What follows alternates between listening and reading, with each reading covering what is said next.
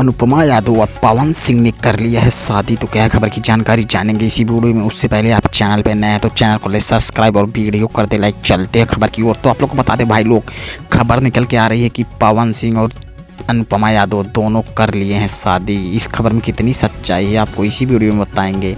कृपया उससे पहले आप चैनल को जरूर सब्सक्राइब कर लें, आपसे विनती है। तो आप लोग को बता दें भाई लोग, खबर फैलाई जा रही है कि ज्योति सिंह को तलाक देकर अनुपमा यादव से कर लिए हैं पावर स्टार शादी। अभी हाल ही में ही अनुपमा यादव ने बिक्कू से किया था ब्रेकअप, और उस ब्रेकअप के बाद पावर स्टार ने बोला था कि मैं इनसे करूंगा शादी। ऐसा कहा जा रहा है कुछ लोगों द्वारा, लेकिन आप लोग को बता दें पावर स्टार उनको बस अपना सिंगर मानते हैं, उनके साथ गाना गाते हैं अनुपमा यादव के साथ। और अनुपमा यादव भी अपने इंटरव्यू में कहा है कि मैंने कब कहा कि मैं पावर स्टार से करूंगी शादी।